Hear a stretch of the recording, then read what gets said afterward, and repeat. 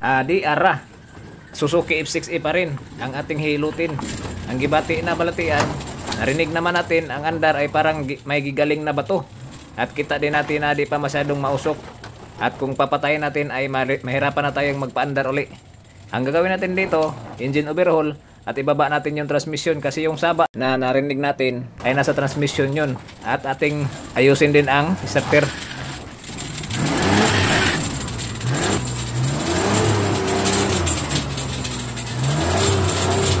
Start. Op. Mahirapan siyang mag-andar kahit na bago yung battery. Hala sa walay langan, unahin lang muna natin ibaba yung makina para mabungkag na natin.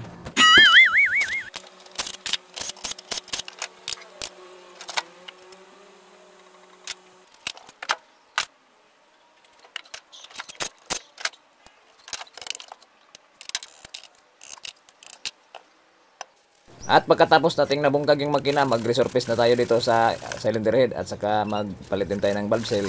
At mag-resetting sa mga engine valve at saka huwag kalimutang linisan at saka dito sa engine block ay i-resurface din natin.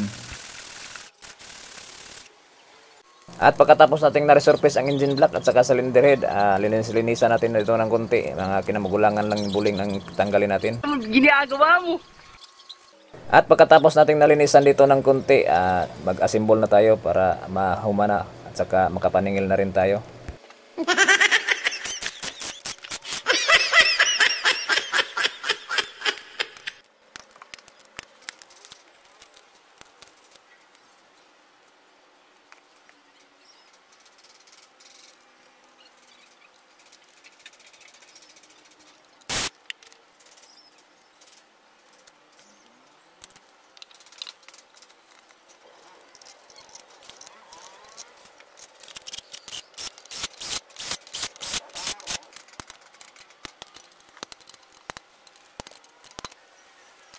At pagkatapos nating na-assemble yung makina, mag-repair din tayo sa starter.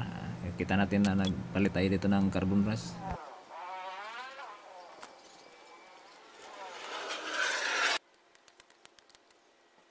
At pagkatapos nating na-repair ang starter at nasampan na rin natin ang makina sa engine bay, start na tayo. Start.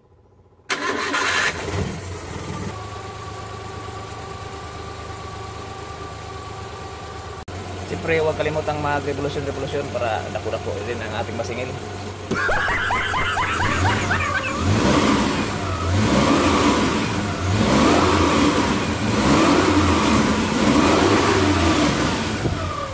Yan. Thumbs up ng kamay na baga-baga kasiti.